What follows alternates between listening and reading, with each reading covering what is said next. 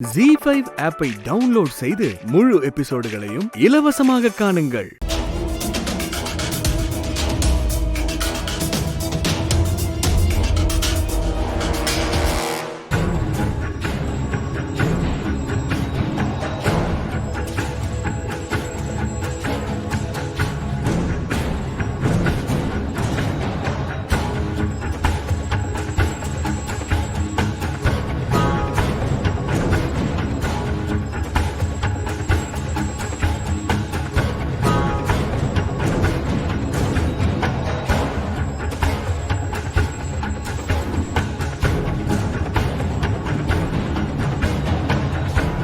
எல்லாரும் வந்தாச்சா? பஸ் எடுக்கலாமா? யோ எல்லாம் வந்தாச்சியா, எடியா வண்டியா?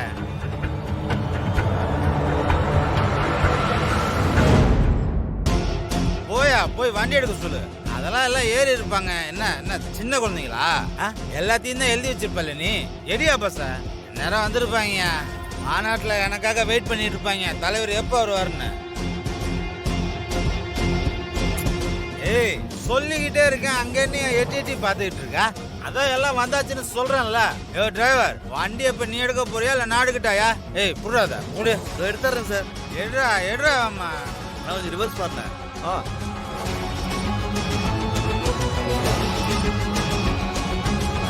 ஒரு வாட்டர் பாட்டில் கொடுங்க.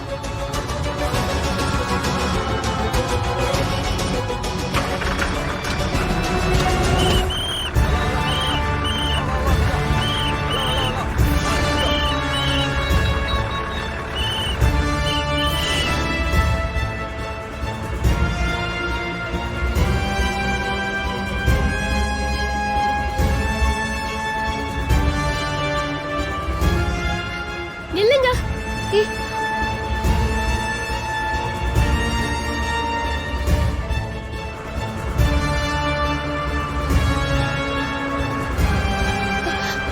கண்டக்டர் நிறுத்துங்க.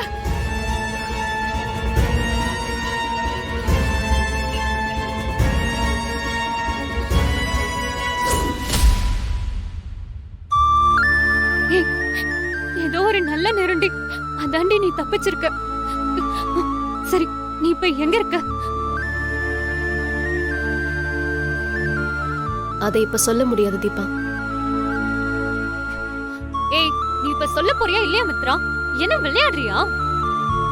ப்ளீஸ் தீபா, இப்போ அது தெரிய வேண்டாம். தெரிஞ்சோ தெரியாமலோ நடந்து போச்சு. இது நல்லதுக்கா இல்ல கெட்டதுக்கான்னு என்னால ஜட்ஜ் பண்ண முடியல. ஏய், நீ என்னடி பேசுற? உயிர் பொழைச்சு வந்திருக்க, ஜட்ஜ் பண்ண முடியல அது எதுங்க? நான் அதுக்கு சொல்லல. பின்ன எல்லாரும் நான் ஆக்சிடென்ட்ல இறந்ததா நினைச்சிட்டு இருக்காங்க. ஆனா நான் உயிரோட தான் இருக்கேன்.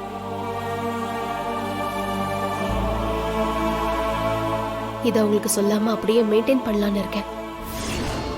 ஏய், என்னடி சொல்ற நீ? ஆமா தீபா, அவங்க எல்லாரும், அதாவது என் வீட்டு சைட்லயும் சரி வினய் வீட்டு சைட்லயும் சரி, நான் சொல்றத கொஞ்சம் கூட புரிஞ்சுக்காம என்ன வினய் கூட சேர்த்து வைக்கிறதுலயே குறியா இருக்காங்க. அது பிடிக்காம தான் அவங்க யார்கிட்டயும் சொல்லாம நான் வீட்டை விட்டு கிளம்பிட்டேன். வந்த இடத்துல இப்படி ஒரு சம்பவம். நான் அங்க இருந்தாலும் அவங்களுக்கெல்லாம் பிடிச்ச மாதிரி நான் இருக்க போறதில்ல. அதுக்கு நான் இல்லன்னே அவங்க நினைச்சுக்கிட்டோம். அதனால இதை யூஸ் பண்ணிக்கிட்டு யார் கண்ணிலையும் படாம யார் தொந்தரவும் இல்லாம நிம்மதியா இருக்கலாம்னு முடிவு பண்ணிட்டேன்.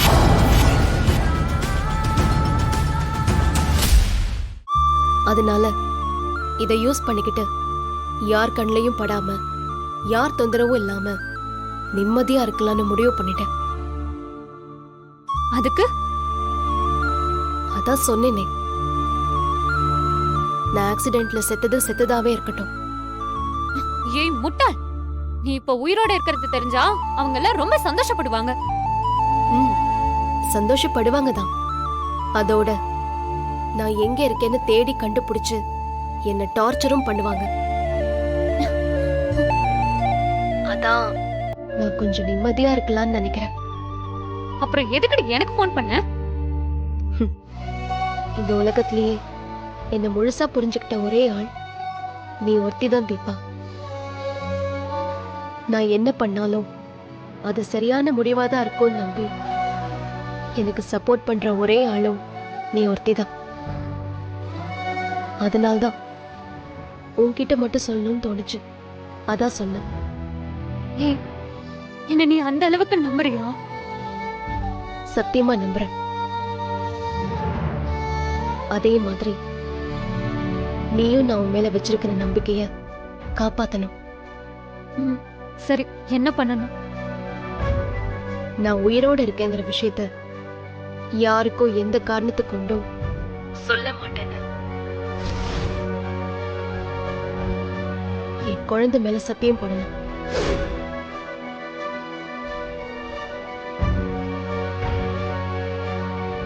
என்னடி சைலண்ட் ஆயிட்ட? நான் சொன்னதை ஏத்துக்கிட்டு சத்தியம் பண்ணு தீபா, ப்ளீஸ். சரி, சத்தியம் பண்றேன். ரொம்ப தேங்க்ஸ் தீபா. இனிமே என் குழந்தைக்கு அம்மா அப்பா எல்லாமே நான் தான். நான் என் குழந்தைக்காக மட்டும்தான் வாழ போறேன்.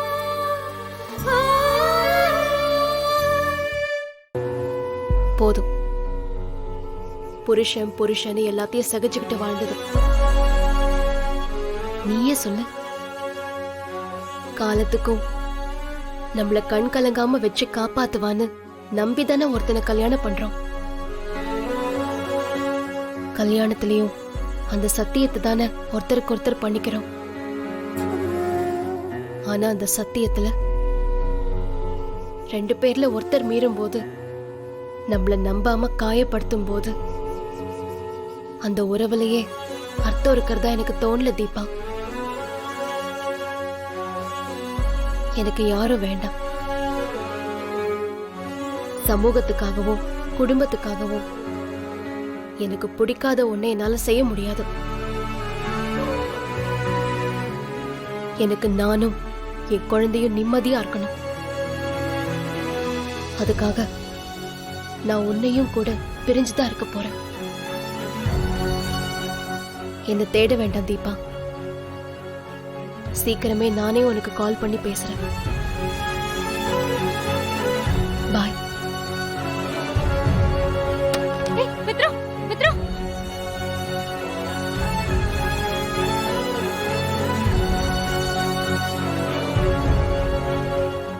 ஜீ5 ஆப்பை டவுன்லோட் செய்து அனைத்து எபிசோடுகளையும் இலவசமாக பாருங்க.